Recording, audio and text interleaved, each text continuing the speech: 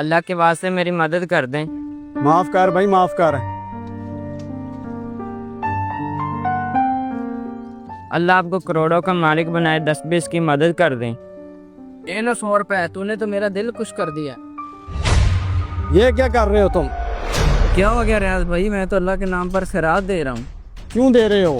وہ اس لیے کہ اس بیچارے غریب کی غریبی ختم ہو جائے۔ ارے اللہ کے بندے، بھیک دینے سے غریبی ختم نہیں ہوتی۔ ارے ریاض بھائی، ایک 100 روپے ہی تو دے رہا تھا، اس میں حرجی کیا ہے؟ بات 100 روپے کی نہیں، کیا تمہیں یاد نہیں کہ 2 ماہ پہلے ہم نے ایک ایکسپیریمنٹ کیا تھا؟ اس ایکسپیریمنٹ میں ہم نے 2 چھوٹے بچوں کو لیا تھا۔ ایک کو پرانے کپڑے پہنا کر بھیک مانگنے کے لیے بھیجا تھا اور دوسرے کو مختلف چیزیں دے کر فروخت کرنے کے لیے بھیجا تھا۔ اور تم کو یاد ہوگا جب بکاری بچہ شام کو واپس آیا تھا تو اس کے ہاتھ میں 1500 روپے تھے اور مزدور بچہ صرف 300 روپے کما کر لایا تھا۔ اور اس سماجی نتیجے میں واضح ہو گیا تھا کہ ہم بحیثیت قوم بھیک مانگنے والوں کی حوصلہ افزائی تو کرتے ہیں لیکن محنت مزدوری کرنے والوں کی نہیں۔ ان جیسے بکاریوں کو 10-20 بلکہ 100-50 دے کر ہم یہ سمجھتے ہیں کہ جنت ہم پر واجب ہو گئی ہے۔ بھائی جھگڑا تم بعد میں کرتے رہنا، مجھے 100 روپے دے دو، میرے پاس ٹائم نہیں ہے۔ چپ کرے بکاری۔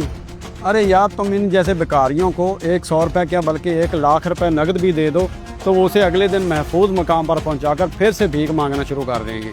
ہونا تو یہ چاہیے کہ ان جیسے بکاریوں کو صرف کھانا کھلایا جائے اور مزدوروں کو ان کی مزدوری ان کے حق سے زیادہ دینی چاہیے تاکہ ان کی حوصلہ افزائی ہو سکے۔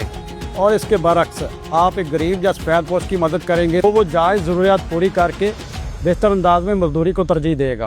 ارے ہاں یار، بات تو تمہاری بالکل ٹھیک ہے، تو تجھے شرم نہیں آتی؟ ہٹا کٹا ہو کر بھیک مانگتا ہے۔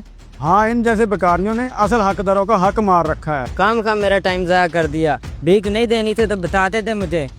ان جیسوں کی وجہ سے روز میرا لاکھوں کا نقصان ہو جاتا ہے۔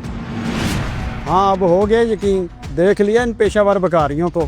ہاں بالکل صحیح کہہ رہے ہو آپ۔ کیوں نہ ہم اپنی دکانوں اور گھروں پر مرتبان رکھیں اور جو بھیک ہم ان بکاریوں کو دیتے ہیں ان کو دینے کی بجائے اس مرتبان میں ڈیلی کی بنیاد پر ڈالتے رہیں، اور جب مناسب رقم جمع ہو جائے تو اس میں سے مزدور یا سفید پوش آدمی کو دے دیں تاکہ اس کی ہیلپ ہو سکے۔ مدثر بھائی، اس ملک میں لاکھوں طالب علم اور خواتین 1-1 ٹکے کے محتاج ہیں۔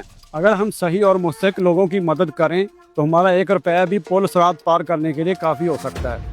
بھائی جان، بھیک دینے سے گداگاری ختم نہیں ہوتی بلکہ بڑھتی ہے۔ خیرات ضرور دیں لیکن احتیاط اور منصوبہ بندی کے تحت دیں تاکہ غریب کا حق غریب کو مل سکے۔ اس طرح دنیا بھی بدل سکتی ہے اور آخرت بھی۔